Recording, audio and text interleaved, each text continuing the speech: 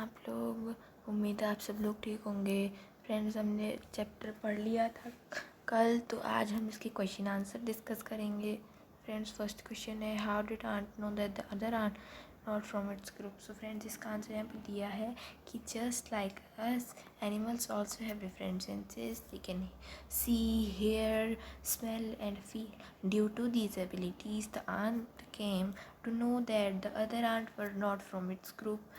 How did the guard ant recognize the other ants? So friends, ये second question है कि how did the guard ant recognize the other ant? तो अब इसका answer देखते हैं क्या है। Some animals can find their friends by their smell. The guard ant recognized this ant by this smell. Its smell. So friends, यहाँ पे आपको एक्टिविटीज़ दी थी कि इसमें बताना था कि आंट को आने में कितने समय लगता है, कौन सी आंट पहले आती है, एक आंट आती है, दो आंट आती है। तो फ्रेंड्स, अगर आपने करके देखा होगा तो आपको इसका आंसर पता चल गया होगा। तो अब फिर हम, अगर जिसने नहीं किया उसके लिए आंसर यहाँ पे दिया है कि how did the ant know they, how long did the it take to the guard ant to come.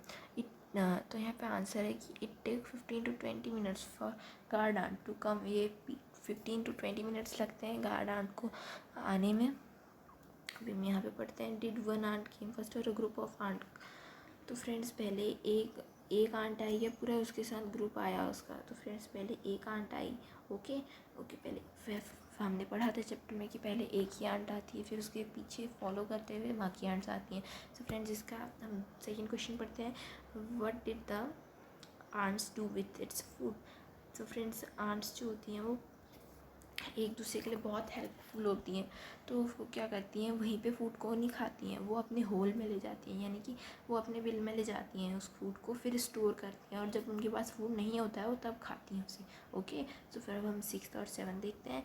6th और 7th दिए हैं फ्रेंड्स यहाँ पे, where do they go from there. तो वहाँ से कहाँ जाती हैं, वो अपने होल में जाएंगी, इधर उधर तो नहीं जाएंगी ना, अपने होल में ही जाएंगी। तो हम नेक्स्ट क्वेश्चन देखते हैं, do they move in a line. Yes, they move in a line. So friends, ants बहुत डिसिप्लिन्ड होती है। मैंने आपको फर्स्ट में बताया था कि आंट्स एक लाइन में चलती है, एक दूसरे को फॉलो करते हैं। सो अब हम फ्रेंड्स 8th क्वेश्चन पढ़ेंगे। सो फ्रेंड्स, 8th क्वेश्चन है हमारा यहाँ पे, now observe how do the ants move. Ant climb up on a pencil but move in a line. Okay, so जब हमने उनके ग्रुप के सामने पेंसिल रख दी तो आंट्स का क्या बिहेवियर रहा। तो आंट्स का बिहेवियर ये रहा कि वो उस पेंसिल के ऊपर से चढ़ के निकल गई। ओके फ्रेंड्स, उसके ऐसा नहीं है कि वो उसके बगल से निकल जाएंगी, कुछ आंट्स बगल से भी निकल सकती हैं, बट यहाँ पे जो ऑब्जर्वेशन किया गया है इसका आंसर डिफरेंट भी हो सकता है। आंट उसके ऊपर से जा सकती है, बगल से जा सकती है, बट वो एक लाइन में चलेगी, कहीं भी जाएंगी। तो अब हम यहाँ पे ये क्वेश्चन पढ़ेंगे, now can you guess the ants behave like when you block the path. As the ant move they leave a smell on the ground, the other ant follow the smell to the ant find the way. So when we block plants and try to maintain their original path by following secant.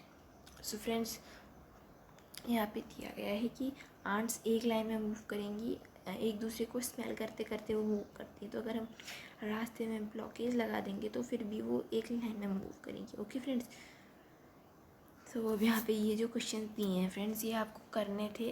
अगर आप में से जिन जिन बच्चों ने कर रखे हैं वो मुझे कमेंट सेक्शन में बताएंगे। फ्रेंड्स, अब हम यहाँ से आगे को पढ़ेंगे, have you ever been troubled by mosquito? Just think how do they know? So friends, ये वाला क्वेश्चन मैंने आपको बताया था, आप मेरी वीडियोस पीछे देख सकते हैं, डिस्क्रिप्शन में पीछे की वीडियोस का लिंक दिया है। तो friends, have you seen dogs, ये वाला भी मैंने क्वेश्चन आपको पिछले उसमें बताया था। ये वाला ये वाला क्वेश्चन भी हमारा हो चुका था कि डॉग्स की स्पेशल सेंस का यूज़ कैसे करा जाता है। तो फ्रेंड्स, इसका यहाँ पे आपको आंसर मिल जाएंगे। ओके फ्रेंड्स, तो अब हम आगे को पढ़ते हैं। आगे दिया है, when do you find your smell food, I list some example. So friends, ये आपको खुद करना है, इसमें आप खुद करोगे तो आपको अच्छे से समझ आएगा। ओके, सो अब हम आगे को पढ़ते हैं, name some animals and recognise with your smell. So friends, ये वाला क्वेश्चन भी हमने देख लिया था। फ्रेंड्स, इसके बाद जो हमारे क्वेश्चन आंसर्स हैं। ये देखिए इसमें इतने क्वेश्चन आंसर 44 क्वेश्चन आंसर्स है। ओके फ्रेंड्स, तो ये क्वेश्चन आंसर्स आपको इनमें से मैं कुछ क्वेश्चन आंसर्स आपको बताता हूँ फ्रेंड्स, इंपॉर्टेंट है जो आपके एग्ज़ाम्स में आ सकते हैं। सो फ्रेंड्स, वो एक क्वेश्चन यहाँ पे हम देख सकते हैं कि when do you see animals do you question about them, make a list of 10 question. So friends, ये आपके पेपर में आ सकता है। ओके, सो अब हम यहाँ को पढ़ेंगे। 39वां क्वेश्चन जो हमारा है फ्रेंड्स, वो है what do you think some dangerous tigers into jungle, the biggest threat to tigers is from hunters, poachers. So friends, poachers क्या होते हैं? सबसे पहले हम देखेंगे poachers क्या होते हैं और क्या करते हैं। सो फ्रेंड्स, क्या होते हैं पोचर्स? क्या होते हैं? शिकारी होते हैं। ओके, इलीगल पोचिंग में आते हैं। Poaching illegal killing of animals without the permission of government. So friends, एक तो गवर्नमेंट अलाउ करती है कि हाँ इस एनिमल को किल कर लीजिए, और दूसरा फ्रेंड्स जो दूसरा होता है वो होता है कि हाँ वो अपनी मर्ज़ी से करेंगे। ओके फ्रेंड्स, तो वो पोचिंग कहलाती है, वो इलीगल होती है। Okay, POCHING। तो पोचिंग जो करते हैं उनको पोचर्स कहते हैं। ओके फ्रेंड्स, तो हम यहाँ पे करेंगे टाइगर्स के लिए थ्रेट क्या है। थ्रेट में फ्रेंड्स वो होता है जो जैसे कोई प्रॉब्लम, ओके, उसको थ्रेट कहेंगे। ओके, प्रॉब्लम का सिमिलर वर्ड थ्रेट। ओके, तो यहाँ पे दिया गया है कि उनकी जो ग्रोइंग पॉपुलेशन जो होती है वो 2000 में ग्रो नहीं हो पाई थी, और तेज़ी से इंडिया में टाइगर्स मारे जा रहे थे। तो उसके बाद गवर्नमेंट ने लॉ पास किया था कि टाइगर्स को आप लीगल पोच नहीं कर सकते, और जो उनको पोचिंग करेगा उनको जेल होगी। ओके फ्रेंड्स, तो यहाँ पे डिस्ट्रक्शन ऑफ फॉरेस्ट सबसे मेन कारण है। अगर डिस्ट्रक्शन ऑफ फॉरेस्ट नहीं होगा तो उनका होम नहीं होगा। जैसे मान लेते हैं हम कहीं भी रह रहे हैं, जैसे हमारा जो घर है, अगर हम वहाँ से निकाल देंगे, हमारा घर डिस्ट्रॉय कर देंगे, तो हम रहेंगे कहाँ? वैसे ही एनिमल्स का जो घर होता है वो जंगल्स होते हैं। ओके फ्रेंड्स, जंगल्स होते हैं उनका घर। तो जहाँ पे डेयर्स रहेंगे, मंकीज़ रहेंगे, और टाइगर के बहुत सारे शिकार रहेंगे वहाँ पे। और अगर वही नहीं होंगे तो टाइगर क्या खाएगा? इसलिए वो भी मर जाएगा। इसलिए जो एक हमारी जो नेचर का बैलेंस होता है वो फ्रेंड्स इसीलिए होता है कि कहीं भी कोई थ्रेट ना आए, कोई भी स्पीशीज़ डेड ना हो। तो फ्रेंड्स, अगर टाइगर इंडेंजर्ड हुए थे तो वो हमारी वजह से हुए थे, लेकिन फ्रेंड्स अब टाइगर्स की पॉपुलेशन धीरे धीरे ग्रो हो रही है। और अब हम अगला क्वेश्चन पढ़ते हैं कि कैन 40 वाला है। ओके फ्रेंड्स, तो 40 वाला क्वेश्चन है कि can human beings also be threatened.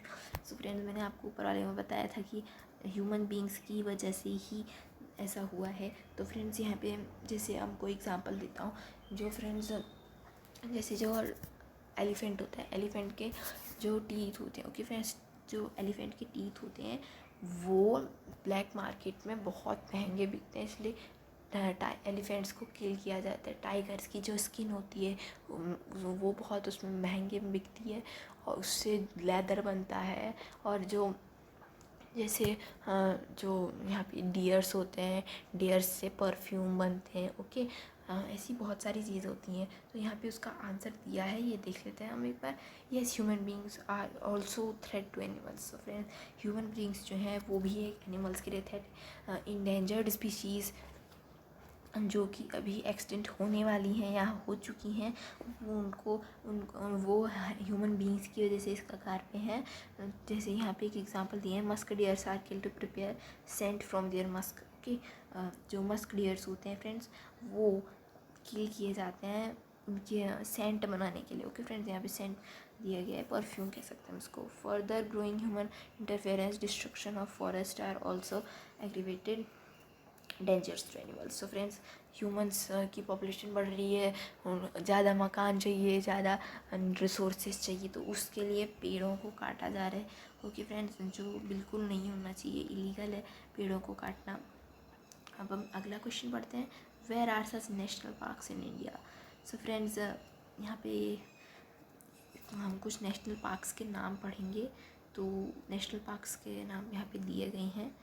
Okay, ये फ्रेंड्स आपको याद करने पड़ेंगे। Kanha national park Madhya Pradesh, Kaziranga national park Assam, Gir national park Gujarat, Ranthambore national park Rajasthan, Nagarhole national park Mysore, Palamau national park Jharkhand.